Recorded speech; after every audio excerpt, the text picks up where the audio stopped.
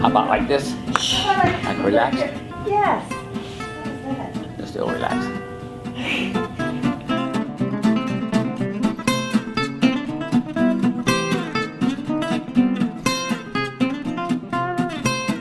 Lloyd Vierra from Gustine, California.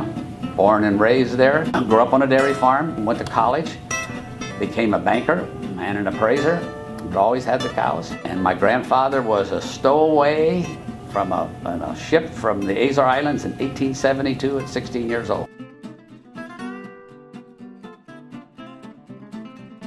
1951, I bought my first 4-H project and always had a few purebreds. And went away to college and had a few sitting there that helped pay my way through college whenever we needed a little money, and I'd sell a butcher cow. And always stayed with that. I was a banker for 12 years. And on the side, I'd been talking to Dick Chichester and about doing something for select sires in California because they weren't really well represented. We didn't think at that time.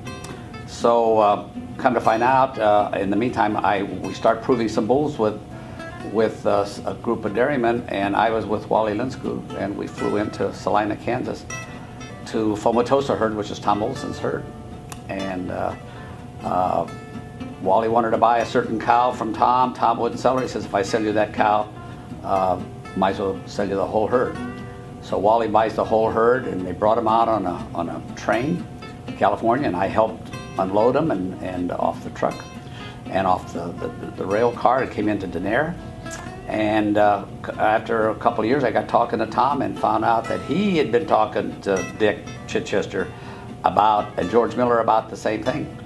So they were looking for employees, and we didn't want to be employees. We wanted to be our own employees. So we worked out an agreement, and we bought our first semen in December of '73. And I was still a banker, and I stayed banking until October of '74. And we'd already hired Dwayne Wilson, and my last day at the bank to finish up, I finished at 2:20 in the morning, dropped the key back through the door. At 4:15, I was on my way to Dwayne Wilson's house, and we took off and we went to Ferndale, and then ended up all the way in Nevada. Our greatest challenge early on for the first several years was trying to penetrate AWSS herds. So much emphasis at that time was on udders. They start breeding udders and udders and udders, and they got these cutesy little meaty udders that were slow milk out and more prone to mastitis. And that's when we made our first major penetrations into AWSS herds. That was a big hurdle then. Also, some of the herds in Bakersfield, Curtis Breeding Service had made them dealers. And so in order to get that certain amount of business, they wanted to become dealers. And of course, they were large enough to where they could become a dealer. One of the big obstacles was in the early years was putting up with jockeyed semen being sent in from other states cheaper than we could sell it out here. Especially when we were buying part of our semen from Select, they tended to be higher, except for the bull elevation. And elevation semen, they could sell it in California for like $20 a unit, less than we were paying for. And we even at times got asked to replace semen that they never bought for us, which I thought Tom had sold the semen, he thought I had. We went and checked, and they hadn't bought it from us.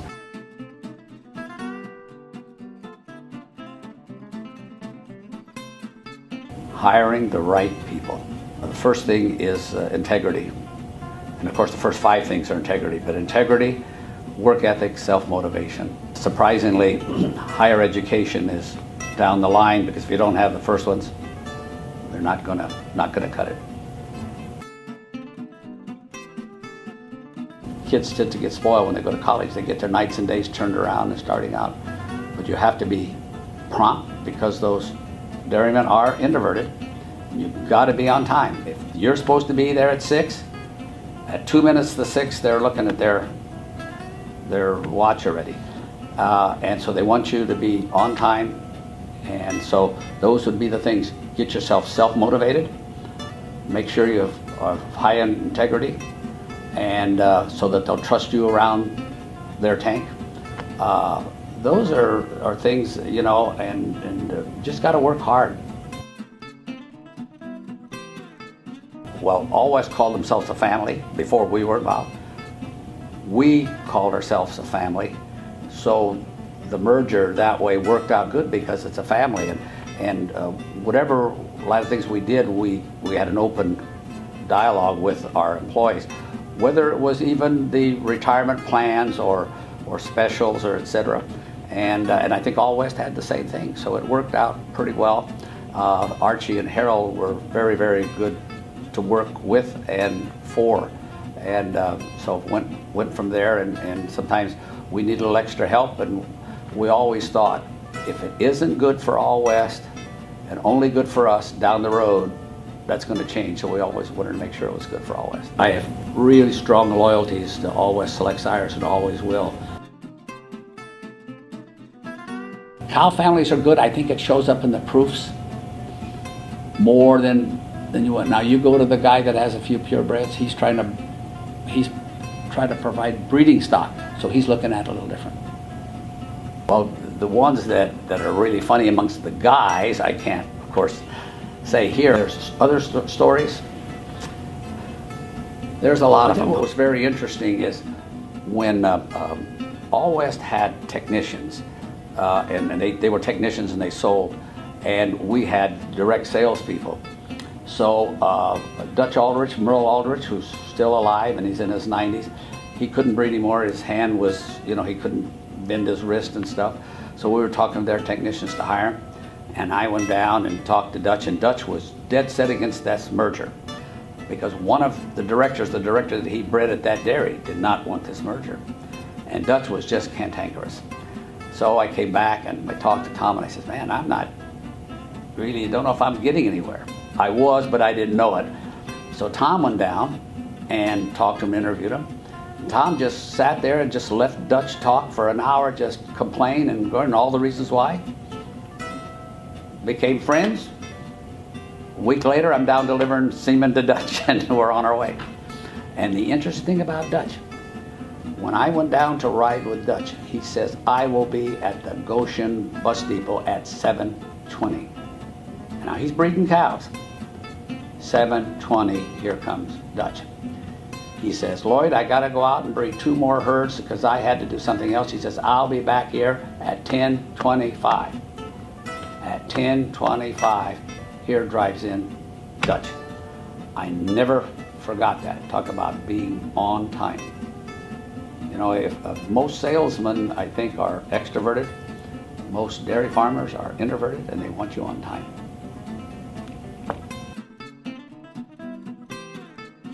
We start thinking, you know what?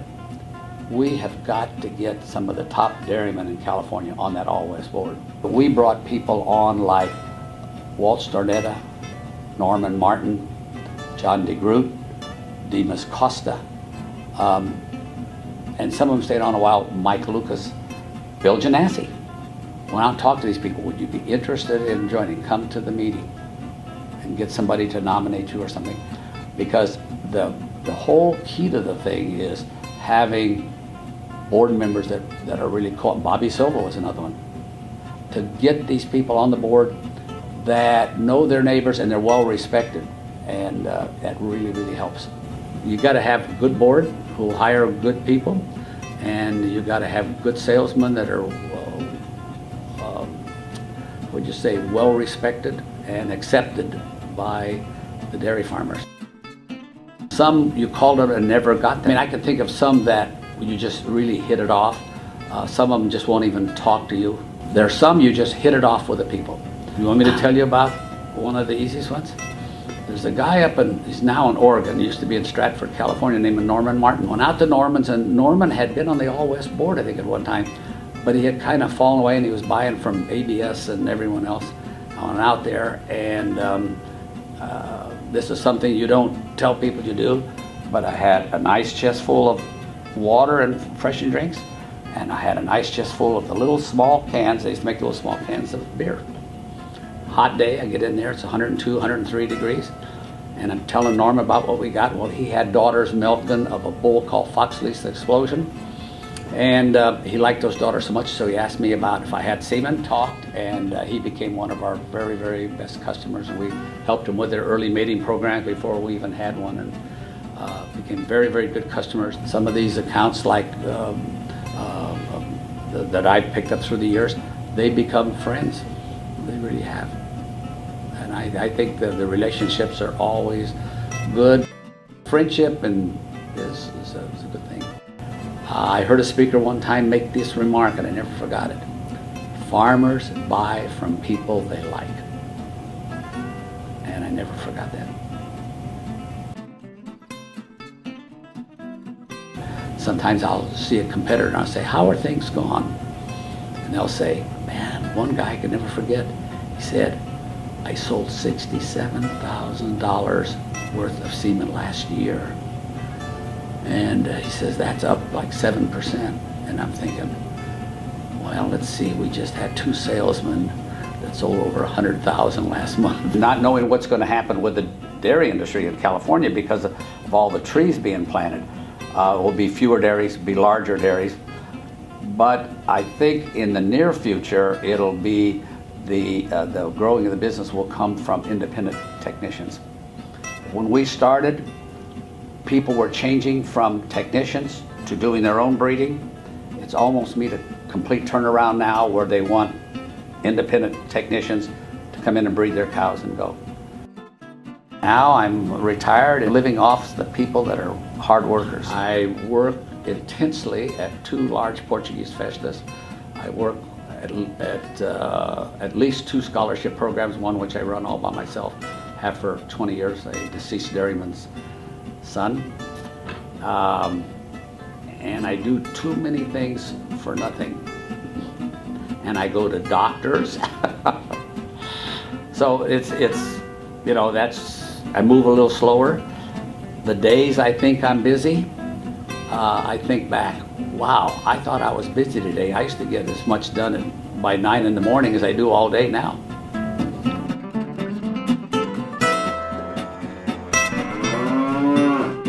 And to sum things up, I guess it's how the All West was won.